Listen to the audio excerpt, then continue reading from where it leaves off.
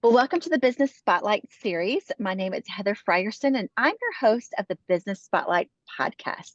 And today I have Kathy Dupuy, the founder of the Dance Spot and Balance Dance Studios.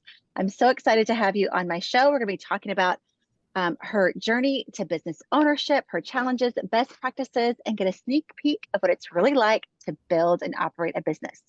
If this is your first time on the channel, be sure to like and subscribe to get notifications when a show drops just like this one. Well, Kathy, welcome to the show. I'm so glad you're here. Thank you so much for having me.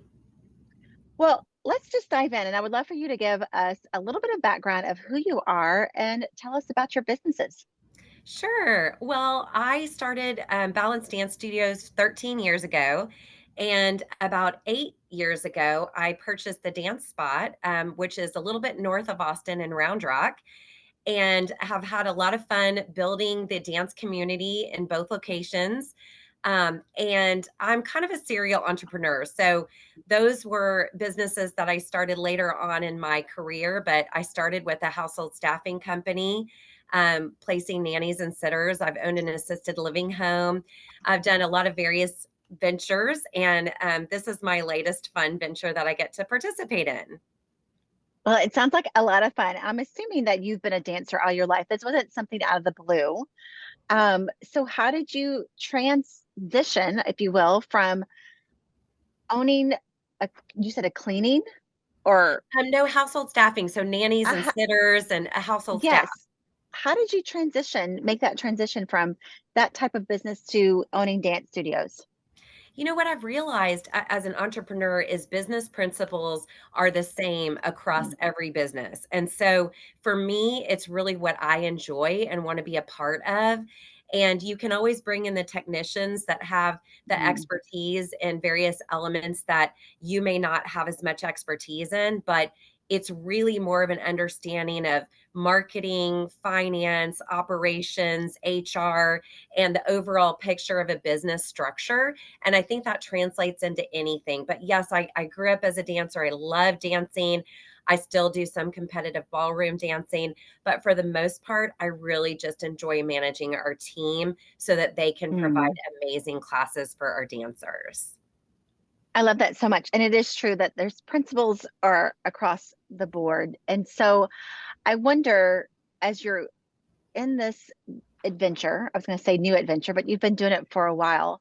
What Yeah. has been one of the biggest roadblocks you've had as an entrepreneur, or hurdle that maybe challenged you? Ooh, that's a really good question. Um, I feel like access to capital is always going to Mm, be a roadblock for, I have really big dreams and really big aspirations. And so, operating realistically within the bounds of what can be done, and then having the patience to wait out the initial hurdles of getting a business established. And then I think really finding, hiring, and retaining the right team.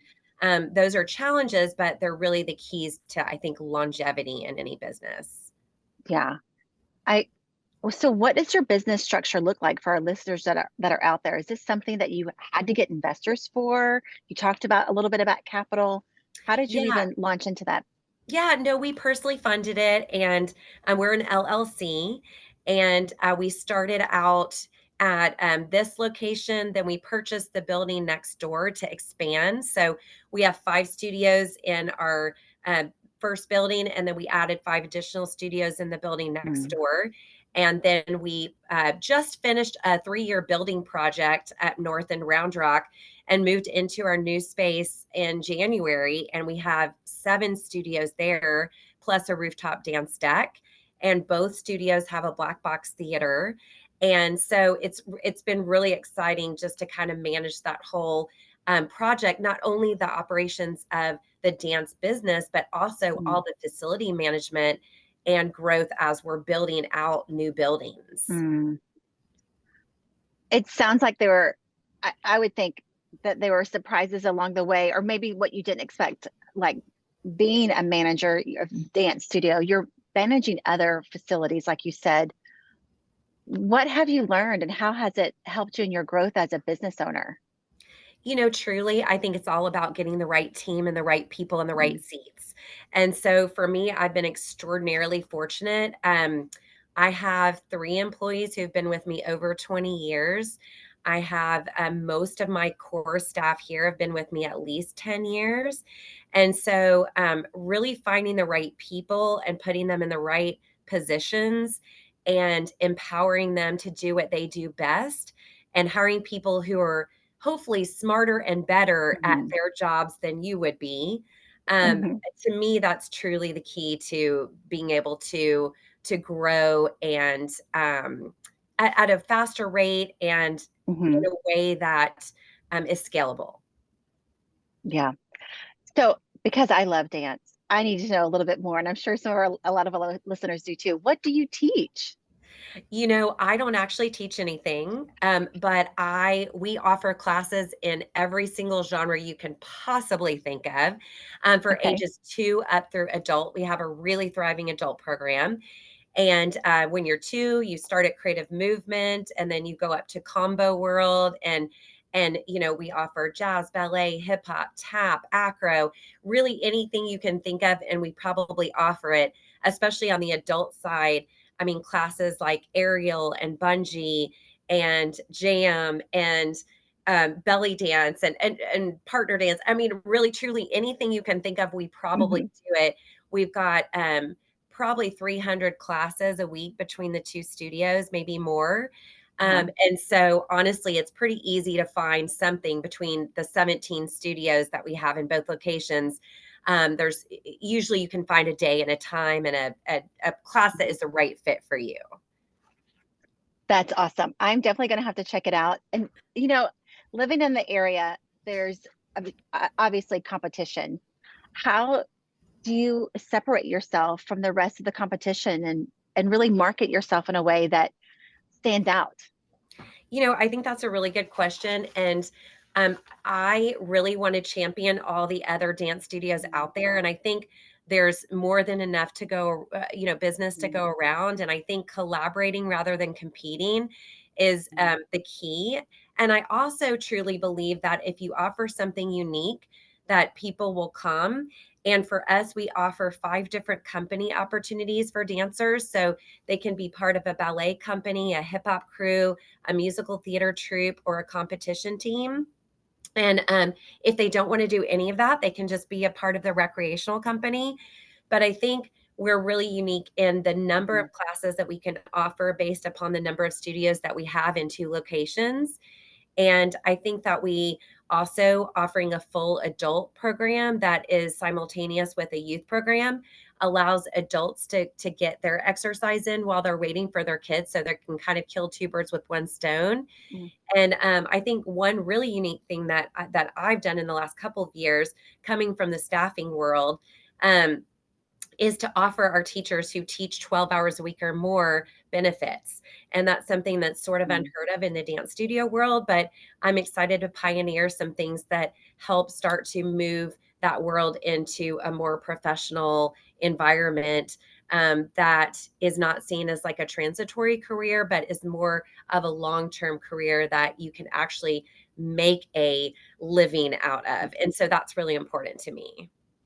Yeah, I know that's super unique for sure. And so I just want to give you kudos for Thank offering that to your you. teachers. And so that's really unique and just generous.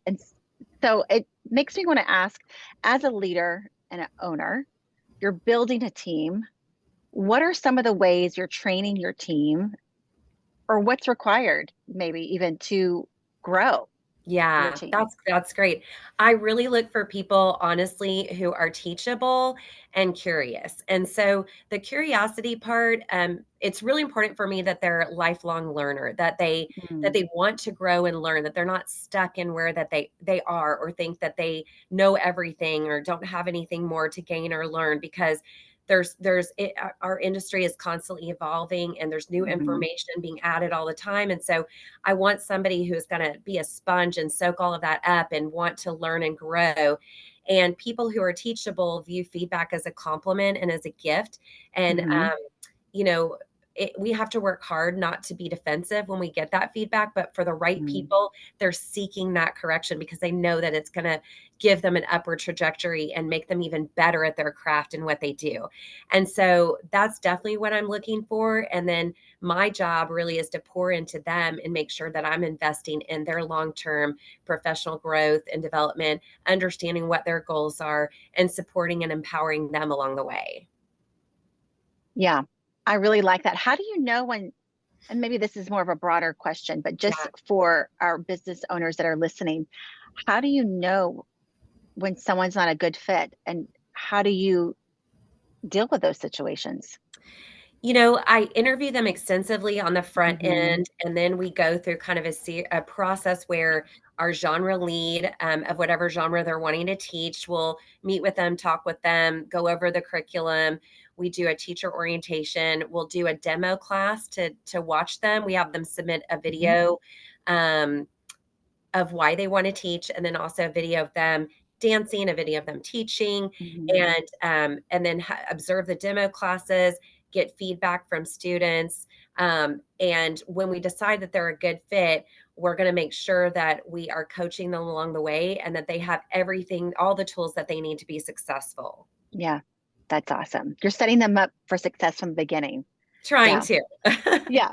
Okay, I want to dive into some marketing, Okay. something that all business owners have to do. Yeah.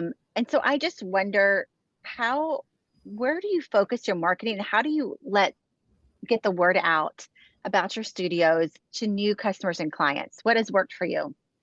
I think Facebook ads can be really effective. I think Instagram Reels are great for people to see what's actually going on in the studio, what type of teaching, what type of technique we're working with the dancers.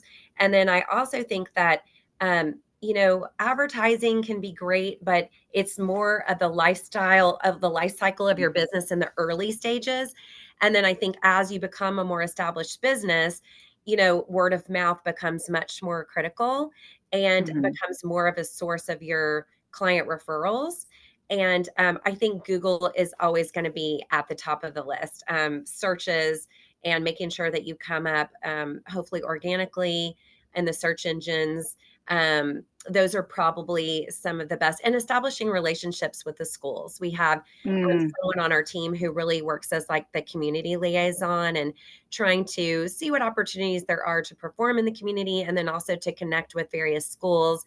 And we have an after school bus program. So we are working with schools already in that vein. And so also working with them to find out how we can partner with them based on what their needs are, whether it's choreography or coming to one of their health fairs or helping support them in some way on campus or to support their dancers on their drill or dance teams with technique or jumps and turns classes in the studio to help them build a solid hmm. foundation so that they're even better at what they do when they join their school activities.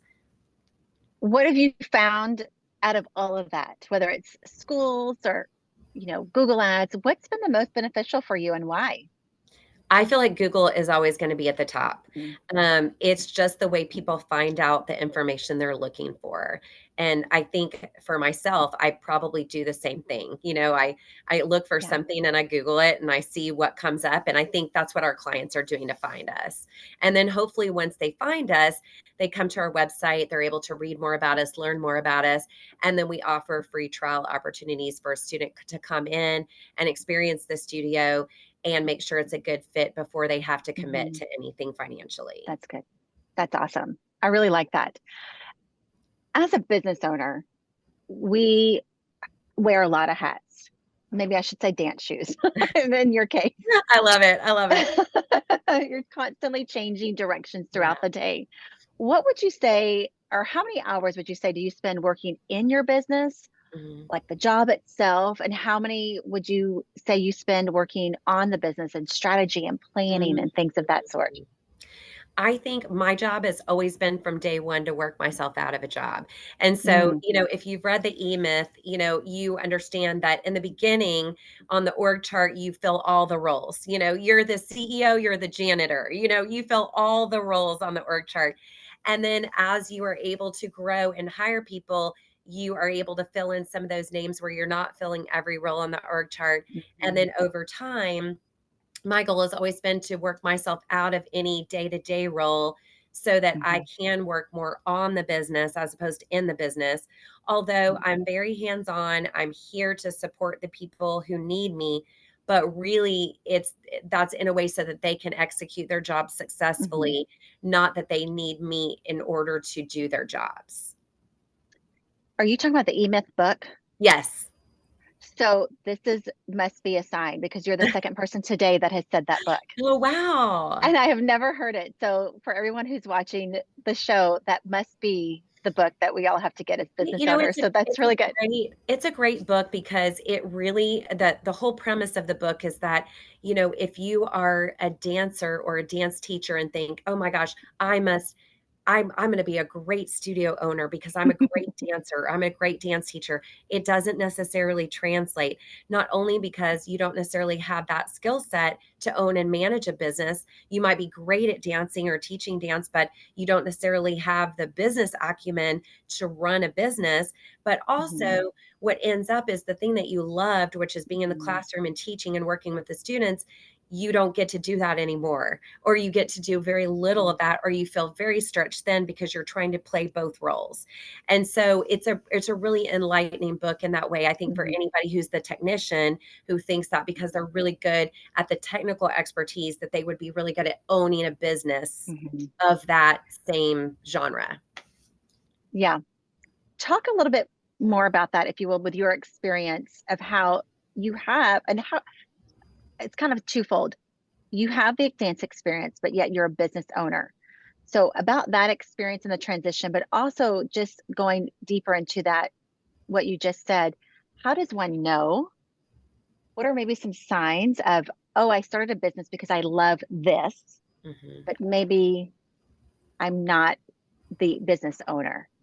Well, interestingly, we've had a couple of people like that who actually have gotten to that place and have merged with our business. And they've been former business owners. In fact, our director of our competition team at our North studio, it was that Mhm. situation where Mm. and the former owner of the dance spot, where, the idea was like, I love what I do, but man, I hate all this other stuff that comes with it. And so I think the realization has come, and then they have sort of folded themselves back into a studio.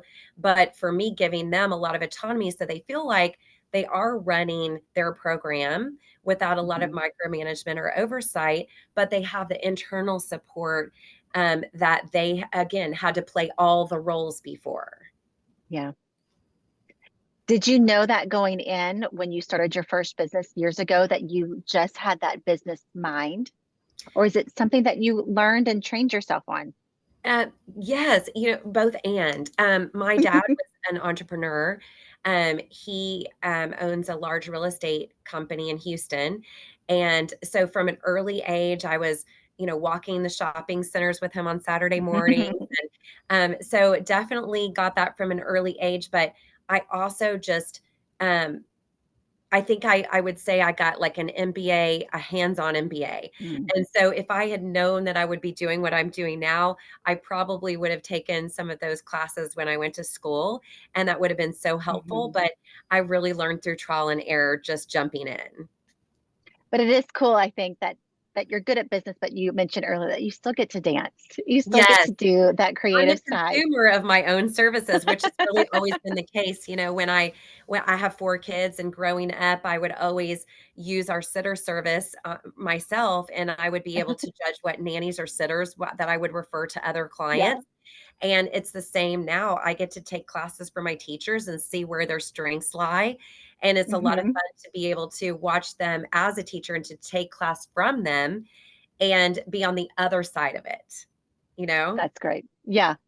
It's good so you know what the customer is getting and how to train your team. You're getting a little bit of both. So 100%. Yes, yes. so if we were to maybe refer someone to one of your studios, what should we say? What kind of customer are you looking for? How do we refer someone? What do you want people to know? Well, really, ages 2 all the way through adult, whether you're recreational or competitive dancer, we have a place for you. As I mentioned before, lots of different team opportunities. But if you're just a recreational dancer who wants to come in, take class once a week, make some friends, enjoy a team sport, get some exercise, learn life skills that are going to be with you for Hmm. the rest of your life. No matter what, we have a place for you. So I think we do have such a variety of offerings that Yeah, really anyone, whether they're looking for dance or fitness, youth or adult, competitive, recreational, there's a place for you. that's awesome. I'm going to be recommending for sure. Oh, I thank want to, you. you're welcome. I want to go back real quick. Yeah, And talk about leadership because you talked a lot about training your team and even how you've changed a little bit over the years. yeah. How has your how would you describe your leadership style and how has it changed over the past, you said 13 years you've had the studio? Yeah, and really 30 years in business. And so True. for me, I really look for people, as I mentioned, who are really good at their craft, really passionate about what they do. I want Hmm. people who are going to love their jobs, not just be in it to make a paycheck, but really passionate about what they do. Hmm. And then I want to take the knowledge that they already have and build on it and empower them to do their job in a Yeah. successful way, give them professional development opportunities, grow as a team together. So once a month, we have a teacher meeting, and all of our teachers come, and part of it includes professional development. And so we are working constantly to pour into our teachers. We have a very open door observation policy. So our teachers are constantly observing each other and learning from each Hmm. other. And um, we really want to grow those leadership skills. We want to understand what people are good at in and out of the classroom and make sure we're utilizing them to their full Hmm. capacity in ways that they enjoy and feel fulfilled. And so for me, I really want to make sure people understand the expectations of them and then are Hmm. released to go and do their job to the best of their ability, given support along the way, but not micromanaged along the process. I give a Hmm. lot of autonomy, but I'm here to support. That's great. I love that. Well, let's fast forward a couple of years. Okay. Where do you see yourself and the business in say 3 to 5 years? So, I have a problem, and my problem is I'm a serial entrepreneur. So, as soon as I really get finished with one project and I launch it and it's going well and I feel like I have a good team in place, I start to get the itch. And, the itch is like, okay, what's my next project? And I don't know that I'll always feel that way. Like I'm getting older and maybe I'll start slowing down. But right now I'm looking at doing something in the adjacent building to Balance Dance Studios, and we'll Oh. see if this comes to fruition. But we're looking at expanding into more of a performing arts complex. And Hmm. so stay tuned. We'll see what happens, but we are Are we pursuing. first to know right here? Are we getting You hot off may the be press right publicly, yes. It's kind of exciting. That is exciting. So you said it. So now we got to see it come true, maybe, or maybe be the first to attend. I love Yes, that. So it's still in the same category, if you will, just maybe a little bit broader. yes, That's yes, exciting. it That's is. really exciting. How, and this might be a more deeper question than we know, but how Yeah. do you know when the time is right to exit a business? You know, I have sold my assisted living company, and that was about 5 years ago. And I got to the point where, believe it or not, it was too much to juggle. Mm. And between our household staffing company, our two dance studios, having four kids that were still at home, it just got to be too much. And we Mm. said, there's got to be one thing that's got to peel off. And it was probably the thing at the time that I was super passionate about, but out of all the things, I was probably Mm. the least passionate about Yeah. out of all the businesses. Yeah. Even though I loved it, it was a wonderful experience, and I'm so glad I got to do it. It was very rewarding, but something had to come off. Yeah. That's a good clue, I would think. Yeah, Yeah. Knowing what your priorities are and things like that, it sounds like yeah. that you're really good at. And what feeds All you? right. Yeah, And what feeds you? That's yeah, really good. yeah. I like that. Okay, we're gonna get into some fun rapid fire questions Okay, now. okay. Um, What do you think is the key to success for you? Oh man. Well, my studio name is Balance, and I think Mm, having balance in life is very important. And so for me, I love what I do and I love my work and I'm passionate about it, but I also want to make sure that I have time carved out for my family and my four kiddos and my mhm, husband. And we like to enjoy activities together and just making sure that nothing is too all consuming, that it takes mm, away from the balance that is important to have in life. yeah. What are some maybe key indicators when you know that balance may be off? Fatigue, I think Yeah. is one, you know, and, feeling like there's less time to step back and step away from things and have more of a, backward-looking view or a 40-foot view of things, where Hmm. you're more in the business instead of working on the business, Hmm. um, and just feeling like you're not having enough time with family or enough time to do those Yeah. things that you enjoy and really fill your cup. Yeah. That's good. What is the one piece of advice you would give to other business owners?